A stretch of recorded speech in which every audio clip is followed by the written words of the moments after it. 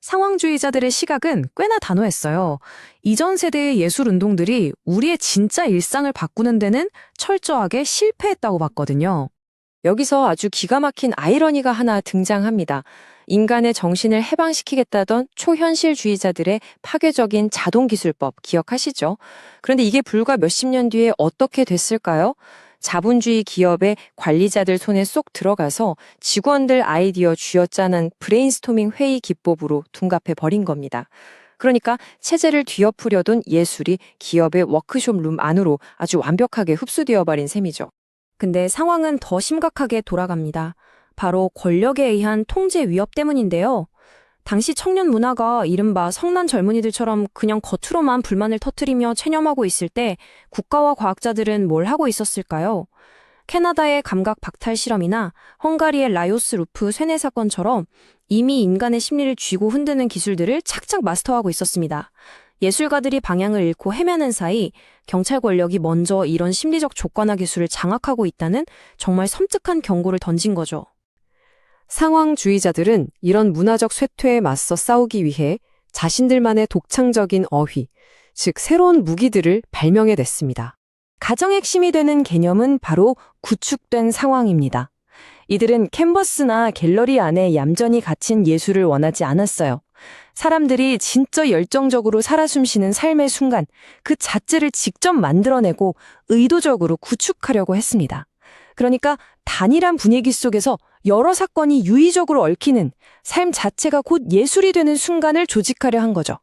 이거 참 흥미로운데요. 여러분 혹시 어떤 거리를 걸을 땐 왠지 기분이 가라앉고 또 다른 거리에선 묘하게 해방감을 느껴본 적 없으신가요? 심리지리학은 바로 이런 현상을 파고듭니다. 우리가 매일 걷는 도시의 환경, 건물, 도로망이 우리의 감정과 행동을 얼마나 은밀하게 프로그래밍하고 있는지 그 지리적 권력의 실체를 아주 집요하게 캐묻는 거죠. 그리고 이런 심리지리학을 직접 몸으로 부딪혀 알아보는 실천 기술이 바로 표류입니다. 평소 길 찾을 때 늘 보던 지도 앱이나 뻔한 출퇴근 경로 한 번쯤 완전히 무시하고 벗어나 본 적 있으신가요? 표류는 그냥 산책하는 게 아니에요. 목적지를 아예 지워버리고 도시의 감정적인 분위기에 몸을 휙 맡긴 채 숨겨져 있던 도시의 감정 지도를 새롭게 읽어내는 아주 실험적이고 적극적인 행동입니다. 이런 짜릿한 이론들을 바탕으로 상황주의자들은 물리적인 세상 전체를 완전히 뜯어고치고 싶어 했습니다. 이들의 상상력을 들여다보면 정말 거침이 없어요. 도시를 여러 구역으로 나눈 아이디어들을 보면 주거를 위한 평온한 행복한 구역이나 기괴한 구역, 역사적 구역도 흥미롭지만요. 단연 앞권은 바로 불길한 구역입니다. 여기엔 끔찍하게 생긴 괴물 같은 조각상들이 널려 있고 불규칙한 사이렌 소리가 윙윙 울려 퍼집니다. 사람들을 괴롭히려는 게 목적이 아니에요. 두려움이라는 감정을 피하기만 할 게 아니라 오히려 그 안에서 두려움을 가지고 노는 법을 배우도록 의도적으로 설계한 공간인 거죠. 상상만 해도 꽤 기발하지 않나요? 결국 상황주의자들에게 건물이란 그저 비바람 피하는 껍데기가 아니었어요. 텍스트에서도 강조하듯 건축은 시간과 공간에 대한 우리의 인식 자체를 수정하는 적극적인 수단이 되어야만 했습니다. 태양의 움직임에 따라 유기적으로 변하고 우리의 감각을 깨워서 꿈을 꾸게 만드는 거대한 변혁의 장치 말이죠. 자, 물리적인 공간을 바꿨다면 이제 그 안에서 흐르는 시간의 문제로 시선을 옮겨볼까요? 우린 보통 기술이 발달해서 노동시간이 줄어들면 무조건 행복해질 거라고 철석같이 믿잖아요. 그런데 이 텍스트는 묻고 있는 거예요. 늘어난 여가 시간에 그저 주어진 오락거리나 소비하면서 수동적으로 시간을 때운다면 대체 그게 진정한 자유가 맞냐는 거죠.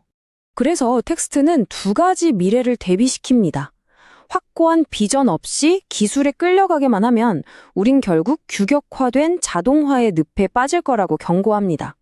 인간의 주체적인 행동은 싹 거세되고 그저 지루하게 쏟아지는 상품을 소비만 하는 수동적인 중재가 되는 거죠. 반면에 상황주의자들이 꿈꾼 혁명적 자동화는 차원이 다릅니다. 우리를 단순 노동에서 완전히 해방시키고 그렇게 남은 엄청난 에너지를 창조적이고 실험적인 놀이에 쏟아붓게 만드는 길이니까요. 여기서 말하는 놀이가 대체 뭔지 궁금하시죠? 무슨 올림픽 스포츠처럼 남을 이겨먹고 승리해야 하는 그런 경쟁이 전혀 아닙니다. 이들이 생각한 진정한 놀이란 그런 소모적인 경쟁 요소는 싹 지워버리고 대신 사람들과 협력해서 정말 매혹적인 삶의 분위기를 집단적으로 창조해 나가는 과정 그 자체를 뜻했어요. 이제 추상적인 이론의 세계에서 빠져나와 아주 구체적이고 긴박한 현실의 땅으로 발을 내디뎌 보겠습니다. 1958년 5월 프랑스 제4공화국은 그야말로 바람 앞에 등불이었습니다. 타임라인을 잠깐 짚어볼게요. 첫 주에 알제리에서 군부 반란이 터졌고요. 셋째 주가 되자 파리에서 엄청난 규모의 시위가 일어납니다. 그리고 결국 6월 2일 공화국이 무너지고 드골이 집권하게 되죠. 이 텍스트는 식민주의의 모순과 군부의 압박 속에서 어떻게 국가체제가 순식간에 붕괴하는지를 아주 숨가쁘게 포착하고 있습니다. 이 5월의 위기에 대한 상황주의자들의 진단은 상당히 냉혹합니다. 정부든 야당이든 전통적인 정치 세력이 제 역할을 완전히 방기했다고 강하게 비판하거든요.